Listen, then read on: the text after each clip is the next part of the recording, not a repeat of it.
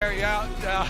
I mean, I love this stat because I think it's crazy that throughout T1's history, in group stages, they only ever drop one game at most. And because they've dropped that to Gen G, the other teams are like, oh. I'm sorry, the quota's been filled. Yeah, that's the one.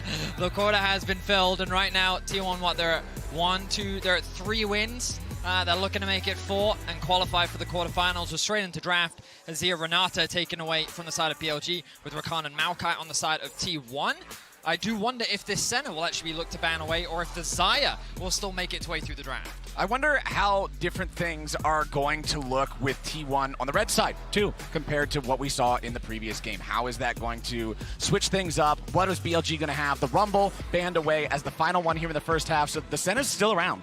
Yeah, Senna's still available. I do like some of the changes that have occurred here with BLG on the blue side, though, in trying to attack T1. They take away the Azir themselves, and Nico was already self-banned by T1, and those two champions were really at the crux of the resurgence of this team. Does mean they're going to give up the Xayah, so sought after in the bottom lane, but the duo combo here of the Orianna Jarvan for T1, that is some nice, sweet engage. The Renata ban is still a bit of weird to me. Like, they put such a high priority on it, they really don't want Keria to get his hands on it. Yeah.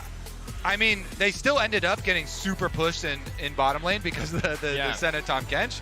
But I think that's what they're trying to avoid. You know, a lot of those, like, Kalista is available, so you don't want the Renata plus Kalista. You don't want the Renata plus Draven lanes.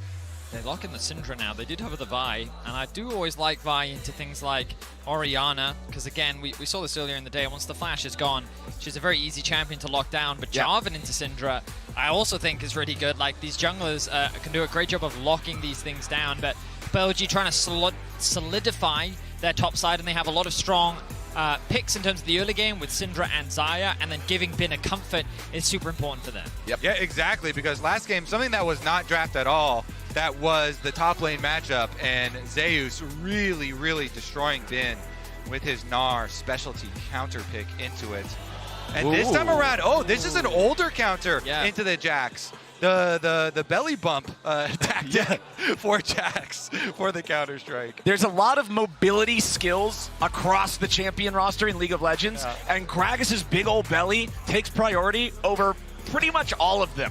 As long as he's going forward when you're going, he's going to stop you and do the damage. So very, very powerful champion, especially if you know the matchups, you know the trading patterns. He can be very difficult to deal with. Blitzcrank, Caitlyn banned away here in the second half. Once again, it's BLG keeping Gumayusi off the Kate. Yeah, very, very interesting. Seeing as how the Senna was just pretty impactful this last time around, I guess BLG are like, you know what, we level 1 invaded, and we really messed that whole situation up, so I guess they're accounting for it that way. Keria is such a good Tahm Kench, though. Loves being that frontline engage, and we saw it last time. But the thing is about Senna Tahm Kench, if you're on red side and you're saving him for the last 2 picks, one of them has to come first, and then you can't get the other until your opponent has a chance to interrupt it. When Senna and Tahm Kench are popular, they're kind of best friends. They're BFFs down there in the bottom lane. They like to hang out with each other and not really anybody else. So I'm curious if they'll still go for it. No, they won't. The Jinx locked in for T1. Yeah, I don't... How do you feel about this, Vedius? We did see a Jinx earlier in the tournament. It was KT that I think played it. And I'm pretty sure it was in yesterday's match against LNG. And I think the problem with Jinx in the current meta, she's a really hard AD carry to play. When there's so many things that can dive onto your backline, she can be a challenge. But I guess with things like the Jarvan already unlocked in on the side of T1 with the Gragas disengage as well, they're confident in their ability to provide peel and protection, but if this Jax, Alistar, ever gets on top, like, that Jinx is dead. There's no way that she's playing this game. Yeah, there is quite a lot of peel for it, and the lane still looks pretty good considering it's a Xayah Alistar lane that they're playing into. There's some more guaranteed targeting of the possibilities for Jinx that Jinx is not going to have fun, man. It's Arcane all over again. We're about to get a sneak peek at Season 2. What do you mean, man? Right, she was the main character of that show. How can the main character not have fun? Okay, Tahm Kench is a good answer. Yeah. It is also pretty good at putting some pressure onto the Orianna. I want to see if there's not a level 1 that's similar to last time around, if there's more attention paid to this mid lane, because both these mid laners, very, very possible that you can burn summoner spells super early on and try and force ganks with these junglers. All right, I love it, man. Active, powerful early junglers. We got the counter pick in the top lane, the old school style with the Gragas into the Jax. Ori versus Syndra. This is probably the most evergreen mid lane matchup in the history of League of Legends esports. I feel like this is one of those ones everybody's seen so many times. But the Jinx, and specifically the ability of the Tahm Kench to keep it protected, is probably the biggest thing I'm going to be looking at. Yeah, I actually love watching Ori Syndra too, because there's so much how you can swing it in the early stages of dodging those Qs and positioning just a little bit more aggressively up front too. But of course, that all teeters on do you know where enemy jungle is? So see about those Raptor wards, about those deep early safety nets. I wonder if we're going to get any level 1 activity. I'm going to say no on this one. I'm going to hazard a guess. Are you kidding? You think they're going to back down after that? Well, it certainly skewed the early game of this this first round here in this best of 3. BLG really wants to avoid that situation. Bring us to a game 3. Keep their chances alive at avoiding the competition tomorrow and getting the early ticket to the quarterfinals. Yeah, I think they do definitely at least need to get some early info on Oner. The Jarvan could start a snowball himself. Definitely could throw a wrench into things here. All right, a reminder to everybody out there, connect your League of Legends account with Prime Gaming to grab the exclusive experimentation emote. You can do that right now. Get yourself connected, get your emote, start spamming it on people whenever they do something wacky in lane. How do I get the Braum one? That seems to be the most popular. We are the wrong people to ask that question to, Kobe, but I respect your confidence. Yeah, I'm glad you trust the two of us with that question. As Zeus just walking it off. He wants to get away from Ben, who gets that last little hit. So, hey, little extra HP from Grasp. Love it. Okay. The value here. Keria also going to take a nice he little didn't put the chunk. ward down. I thought that his goal there was to get the ward on the red to see where this Vi was starting. T1 donating some early health pools here. Yeah. They're not off the members of T1 that are going to miss them the most, with Gragas innate sustain and Keria tankiness, but nonetheless, it is going to be BLG again going to the same red buff that they went to last game. Yep. This time around, though, they're on blue side, so it's theirs. But the squad is there. Yeah, the squad is there. BLG's like, I'm watching you, T1, just in case. We know that this is something you might do because we did it ourselves. But admittedly, Elk and On realized that in the 2v2, they're not getting early push. Tahm Kench, Jinx, the range advantage. Tahm is a really... Alistair's not the best level 1 anyway. In fact, he sucks. Let's just go ahead and say it. You can say it, Thaddeus. Yeah, that's fair. Yeah. And Tahm Kench is a really great bully, so Elk and On getting late to lane is not the end of the world. Level 2 should be coming through in a minute from these bot laners. But yeah, I wanted to go back and talk about this mid matchup a little bit more, because the idea behind Syndra into Orianna is that you have a range advantage, right? The Q means that you can often out-trade against the Ori in lane.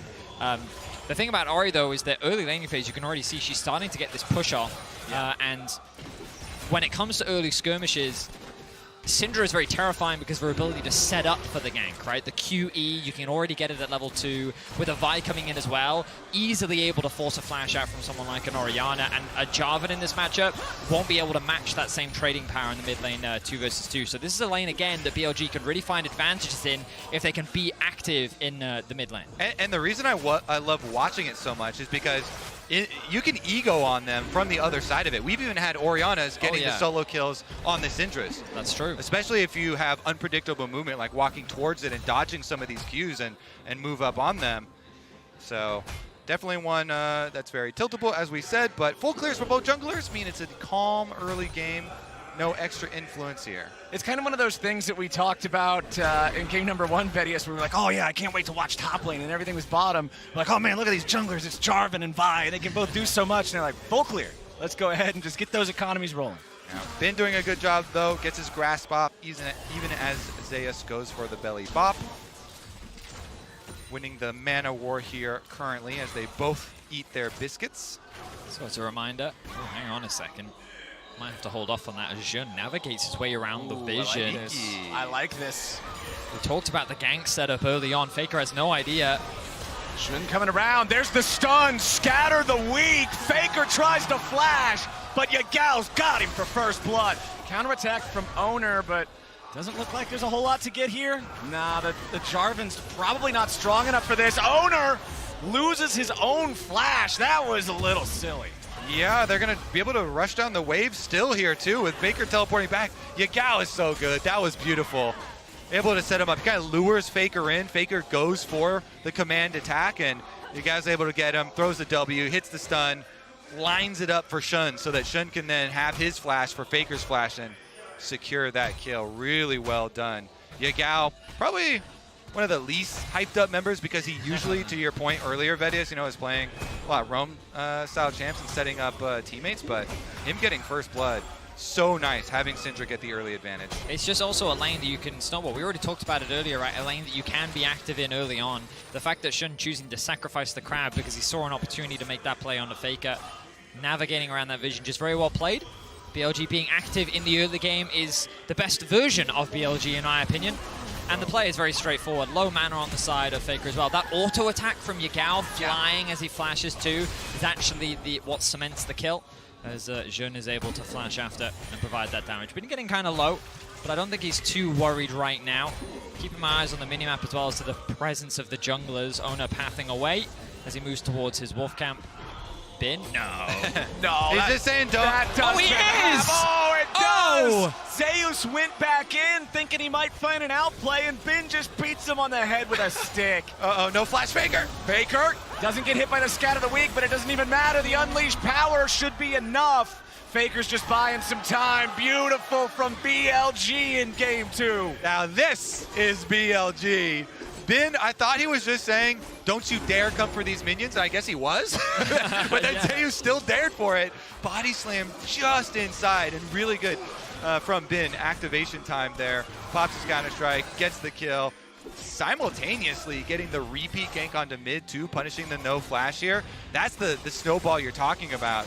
They're so vulnerable, these mages, when they don't have it, and it's going to be a knock-on effect. Dominoes here will start to fall. Shun picks up the dragon as well. And you look at Oner and you're like, where can you do anything, right? Maybe you can look for a kill in mids, maybe, but Yagao still has the flash, and if Vi is there, you lose that 2 versus 2. Top lane doesn't really have enough damage or options to be able to find a play in. Chinks, Tahm Kench, is this really a lane that you can enable in the early game? T1 feels very stifled, and Oner's kind of responsibility is to mitigate BLG's early options, but that hasn't happened. BLG have found great plays in mid and a big confidence play for Bin. After getting solo killed in game 1, he now finds a solo kill for himself on one of his most comfortable champions. All right, let's see where our junglers end up getting involved once they hit level 6. You can see those EXP bars on the side of the screen creeping ever closer to that point. Both of those ultimates incredibly effective at setting up some plays as Bin wants to go in on Zeus, who knocks him back into the cask. But the Jack's still so strong, man. Hang on. Such an iconic pick Here for we go. Bin, and he's not afraid to use it. Zeus gets killed again. Bin is just tearing him apart. Yeah, I was thinking Zeus just used everything in the first engage, and then he just waits around and stands there and watches them, watches the minions. Bin doing such a good job. He always gets his counter-strike off, gets his auto attack off as the body slam has been coming in, and this is the repeat gank. You're asking where's the level 6 of the jungler going to go? I believe there's a few more seconds still as we get back to live left on Faker's flash, maybe. Yeah, a few more seconds, but looking back at this kill, very clean, very easy for Bin. And we talked about a confidence play. You can see the confidence shining through for him now. 2 kills top, 2 kills mid. The top side of the map dominating for BLG, a 2k gold lead already 8 minutes in. And the pings are coming through for Herald, and what can T1 do about it? The truth is nothing. Yeah, there's kind of this big bad Jax up there in the top lane that is just not allowing anything to go down. 64 to 47 in the farm. It was the Gragas picked after seeing the Jax locked in. This was the answer that T1 said they wanted to go with, and Bin just seems to know the matchup better. Angry Bin, he's gonna do everything. Get a couple of solo kills, go start up that Rift Herald for you. Meanwhile, On making his roam mid through 2 to get priority. That means bottom lane's left open, T1. Small window, and a nice bit of communication here from BLG, I think. Elk knows he's in danger. He's going to go he's face checking. Face check into the brush. Whoa. The feathers fly. Okay. Oner disengages. Got his team coming. Damn, I wasn't expecting. I thought he'd drop a ward. And I didn't think he'd use his face to check it, but there we are. Elk ends up being alive, so good news for BLG fans. They're still in the lead. And they hold control over the objectives. First Herald, first Dragon, everything looking up for BLG. And if they wanted to, they could drop that Herald top lane. They don't necessarily need to unlock mid right now. Why not just accelerate Bin? We talked about how difficult it's going to be for Gumayusi on this Jinx to play these late game fights. If you're this low mobility AD carry that doesn't have those innate dashes, it's only going to get harder if Jax gets as fed as he's currently getting. On the other side, maybe just let Bin stay in his arena and have Also some true. fun. See about the roam time towards that bottom lane though that we're talking about, with Scuttle Crab coming up, with Minion Wave pushing in. Tom Kench though, Keria's level 6. It's just such a good denial pick. T1 trying to play some stall game, but BLG's pace that they've set is very quick for this game with all the extra kills that they've been fed super early on. They certainly will have the ability to snowball this. Yeah, 2 kills plus a Drake, or 4 kills plus a Drake for a 2K lead, excuse me, just 10 minutes into the game. Total gold on the left side of your screen. You can see BLG, BLG, BLG at numbers 1, 2, and 3. Not a very good sign here for T1 as the Herald is summoned up in the mid lane. That's going to give even more money to Yagao. So far, it is just the BLG show. You know, coming into this second game, we were talking about how it feels like T1 got a 2-0 this series. BLG looked out of sorts in game 1, but they're refining their form. Of course, still a lot of this game left to go. T1 do have pretty decent scaling, especially with this Jinx back pocket. A single good fight with Gumayusi picking up a number of kills could be all they need. You look at the farm as well. 114 CS, he has a 30 lead. Massive. On has been roaming a little bit to assist with the topside plays, leaving Elk kind of vulnerable to ganks, meaning that he has to play a little bit more defensively. So I wouldn't count T1 out just yet. Obviously the other game going heavily in favor of BLG, but we'll see what T1 can do to turn the game around. Yeah, it's a good point, because On actually came into this tournament one of the highest roaming time supports in the game. Oftentimes it is Elk having to make his own money, and he's been quite good at still dealing plenty of damage, even on a lower budget, though. I'm really going to be looking for that first big fight where we have, you know, 4 or 5 players from each side in there, because that's really where Jinx has the opportunity to find those pop-offs that you're talking about, Vedius. We need to see resets turn into stats that make up for the gold difference that BLG has earned for themselves so far in the first 12 minutes of the game. Until then, the Gumayusi farm train needs to keep chugging along the tracks as T1 is going to start up this Drake. We'll see if they can get it before BLG can interfere.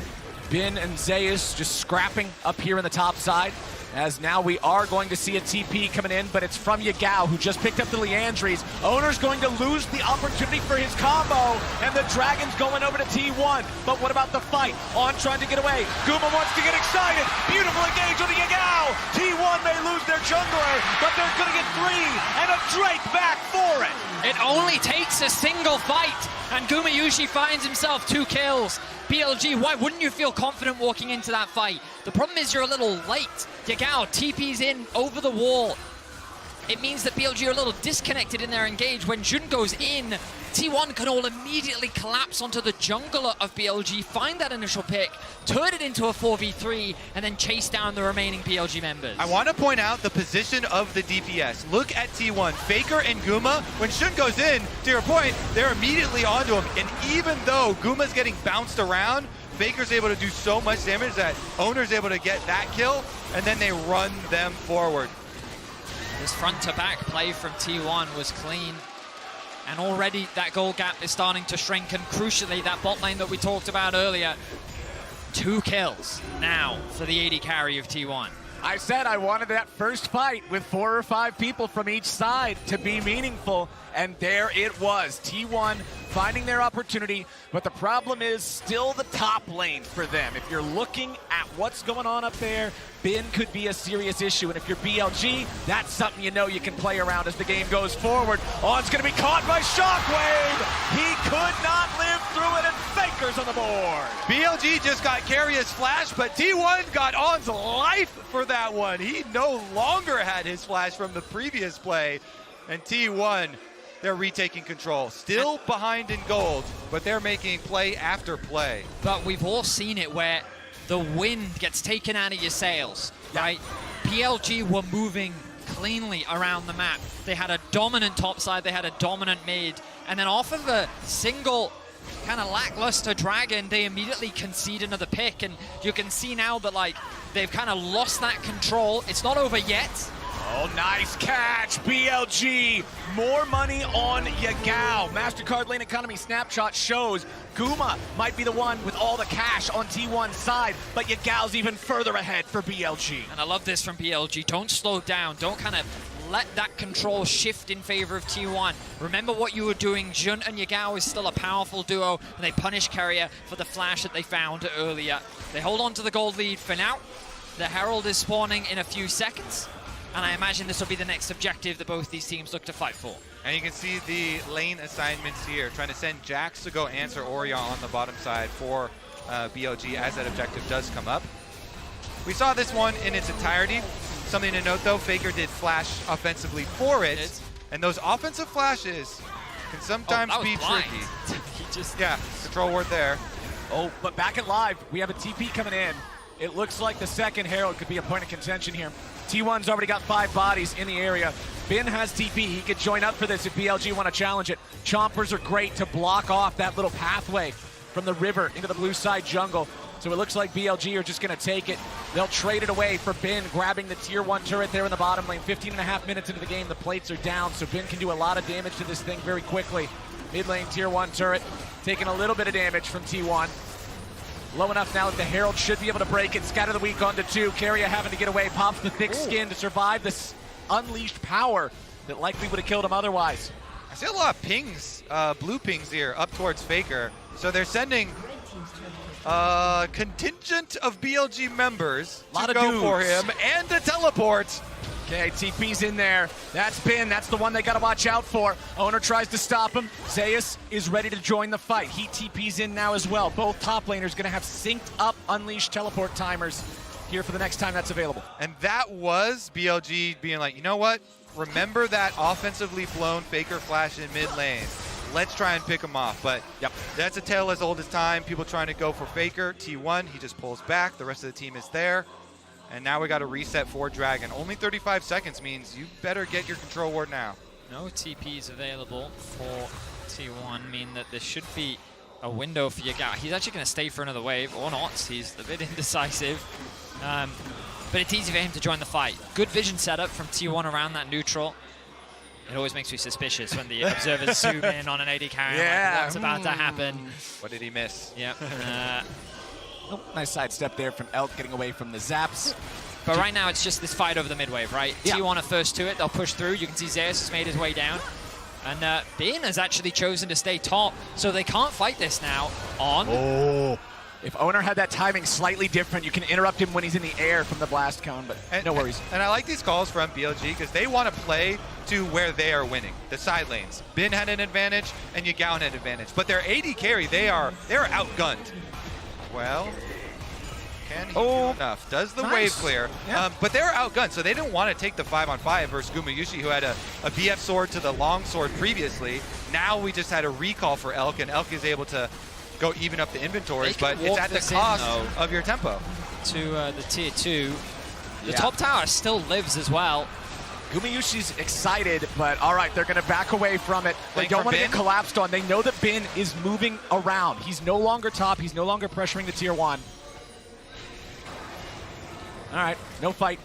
Keria takes his place next to Gumayusi once again. This is a timing for BLG to actually start pressuring that tier 1 in mid. But with the range on Gumayusi, he's going to have enough wave clear. Faker. Nice, the shockwave going to catch on, force out the ulti there from the Alistar. That's all they're going to get though, trade of ulti. Shockwave for the Unbreakable Will. Look at top though, you see once again Shun hovering around Bin, looking for a potential play, maybe a dive.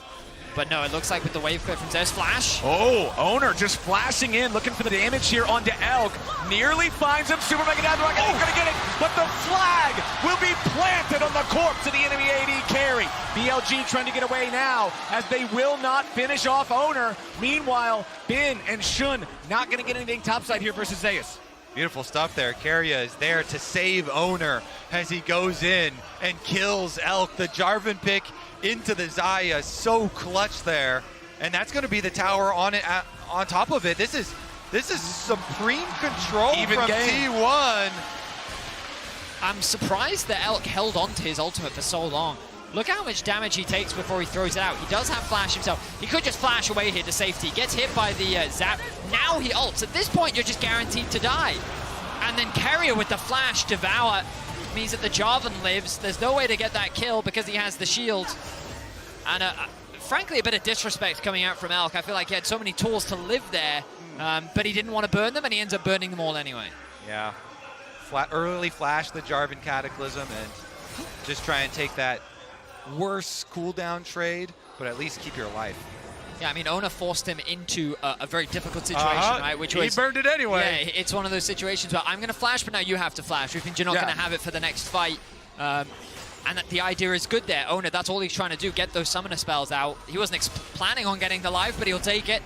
Now T1 have basically equalized the kills. You talked about how it's an even game, Flowers, and T1, it definitely feels like the momentum has swung in their favor as BLG is only really getting control over the side lanes. And Gumayusi is getting Infinity Edge completed, so the Jinx is going to be more of a problem than ever. I feel like if you want to kill him in one of these fights, the only way to do it is if Keria stands too close to the Jinx, and you get a two-man knockup from the Alistar, two-man stun from the Counter-Strike, some way that you can kill him before the Kench can devour him, because Gumayusi is a problem.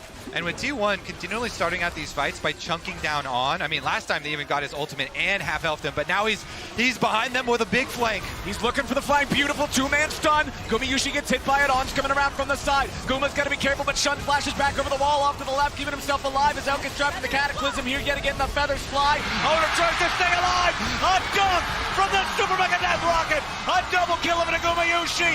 He's excited, and he just can't fight it. T1 are turning this game on its head and suplexing BLG right back into their base. A disconnected fight is punished so cleanly from T1. Faker, he ended up being the target of Shun's ultimate because he knew that the Devour from Keria was going to protect the AD carry. He thought that he could catch Faker off guard, but T1 responding kind. BLG don't actually follow up, so keep your eyes. Good stun here from Yagao. Shun turns his attention to Faker, but there's no one there with him. It's T1 that collapses first, then On locks down Keria.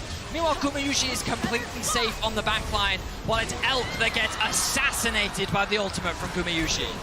Guma Jinx stays safe the whole time, turns around the double.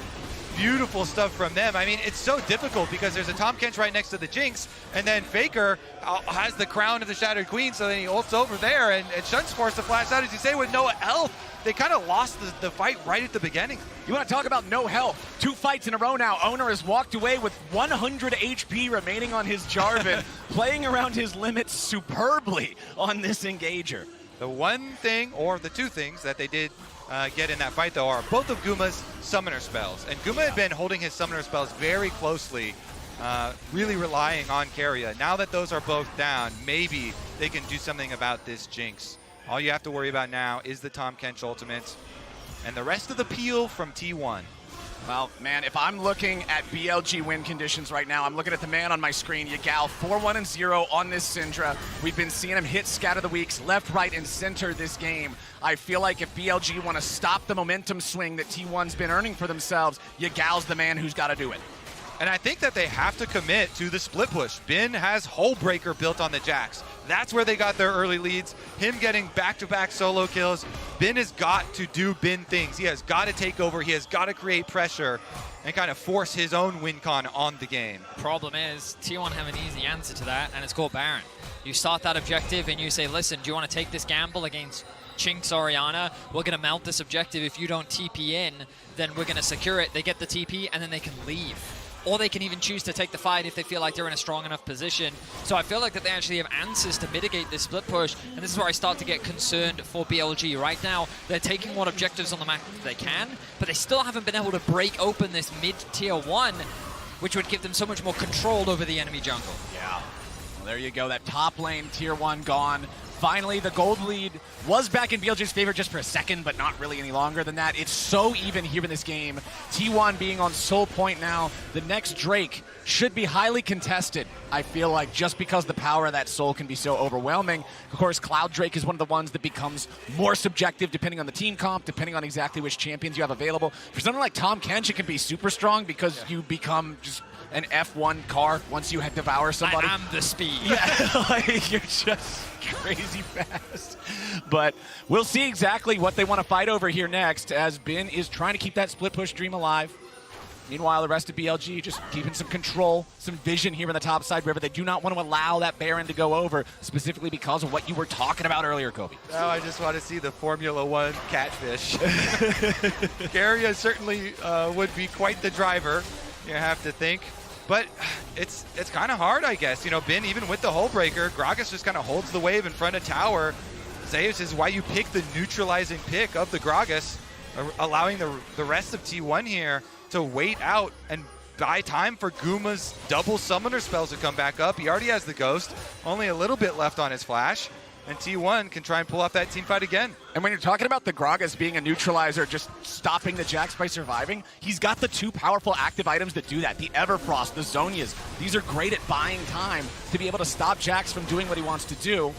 On level 9 on the Alistar, lowest level in the game right now. We've been talking about how he's been getting chunked out, even having to blow his ult before these fights start. As now they go in after Oner, but nicely buffered. Gumayusi survives the unleashed power thanks to Keria. The counter explode you button. This is a large part of why they picked the Tahm Kench into the Vi and into the... Oh, but they go back in. Now they're going to look for Faker, who has to try to get away. Headbutt pole will be flashed out of. T1 will keep both their carries alive here. On tried to predict the flash there from Faker. You saw the W in, and then On actually matched the flash. Unfortunately, he was a little bit short. Couldn't quite connect on to Faker, which means that Faker will get away with his life. But BLG feeling a lot more confident with their mid control. They're moving towards the Baron now. No way they're going to start this one off. It would be madness. Nope, okay. Maybe that is BLG. Yeah, that prediction, though, that was so close to working. On was thinking Faker's going to go right towards this tower, but Faker's angle on his flash, a little bit more down the corridor, not directly back towards it, so just on the outskirts. There's a reason he's the GOAT, man. Just the smallest things can make the biggest differences. True. An elusive GOAT. Very difficult to pin the way down you Faker. said that is different from the way that he said it. I don't know why, but there was like an inflection thing. I don't know. Kobe's implying there's some goat trying to hide around the barnyard. Right. Have you seen the mountain goats up on those tiny cliffs? Like, it is crazy. They're trying to catch Oner this time, but instead it's On, and Gumayusi's unstoppable. They found Yagao! Shut down for Faker! Enemy mid, dead! Enemy engaged, dead! Baron is the target for T1. T1's gonna get that for sure, unless Shun does a crazy miracle, but they're sending Zeus right for him. The two bouncers here, Keria and Zeus, gonna make sure he's getting nowhere near that thing. He's not getting an opportunity to even try. Oh, but they got him with the tongue lash. Elk after flash over the wall. Elk with a potential massive outplay as Zeus goes into the stasis, but he keeps himself alive. Gumayusi is dominating, and Bin will not find the stun here with a counter strike. They got the Baron. They got back into mid. They kept everybody alive. T1 have grabbed control of this game. Unbelievable. The early game was so dominant from BLG, but we talked about how they only need a single team fight. Oner finds the play. On thinks that he's caught Oner off guard. Yagao and On, they think that they see an opportunity, but look at the minimap. The rest of BLG aren't anywhere near. Nice flash from Oner, the follow-up from Keria, the kill from Faker.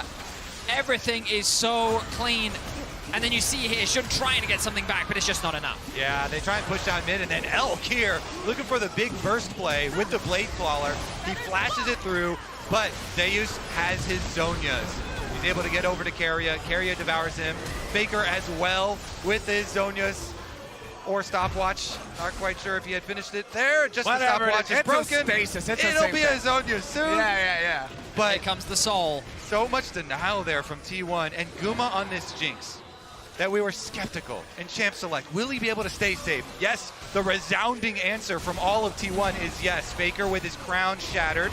Okay, Oner with the engage, forcing the flash out of Yagao. Beautiful flag and drag right back out over the wall. Bin gonna be the target now as On looks to try to provide some disruption. Shun back over with a ball breaker, but he ain't gonna find a whole lot. Re-engage from Oner. Stopwatch to stop them in their tracks.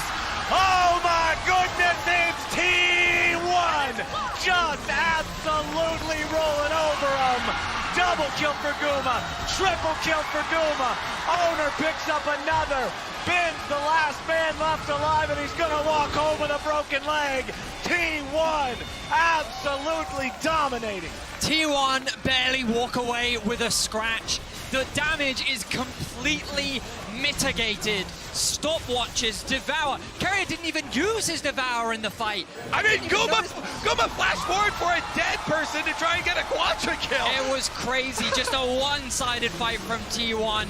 We talked about how they've been ramping up throughout this tournament, and T1 are here to play. They're looking to secure a spot in the quarterfinals, and they're looking to do it in convincing fashion. This game is Guma gets excited, the visual novel. All right, they started out on Faker and just look for the first kill. It's a heavy target onto Shun. He does have a stopwatch, but the zap hits before On goes for the engage. There's no DPS follow-up, and once again, these supports have been walking loop pinatas, especially on the Alistar. Going down, Guma gets excited, the rest of them chase forward. The front line for T1. Oh, hang on, back in the action. Back in the action yet again. Shun trying to get away. Super Mega Death Rocket not going to find the target, but Gumayusi finds the kill on Elk instead, and they'll happily take that. Ben trying to disengage with a lead strike back to his jungler, but now he's going to be thrown up into the air by Oner again. Shut down over to Gumayusi. T1 may have just won the game. Another convincing fight for T1. BLG just, they have no options in the fight. T1 are just consistently getting the better of them.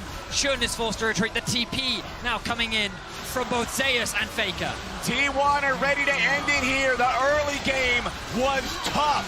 The top lane was rough. And for BLG, it was not enough. T1, the greatest team ever in League of Legends, is ready to bring it back and do it again.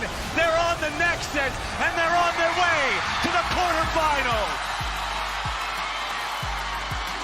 A bit of a revenge for MSI.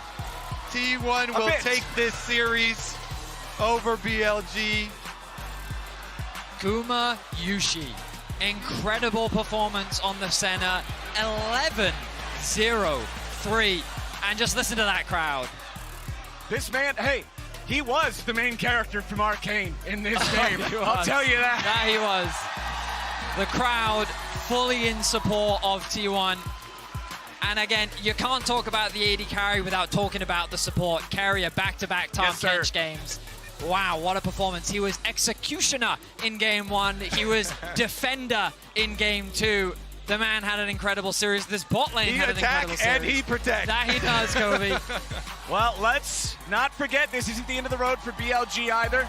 They will move on to play tomorrow in the last day of the Swiss stage. 2-0 that stare! Oh, that stare! That's beautiful. They're out for blood. Thumbs up. Oh, man, T1 are going to be a frightening opponent for whoever has to face them next. Oh, yeah, I love these guys, man. The energy is good from T1.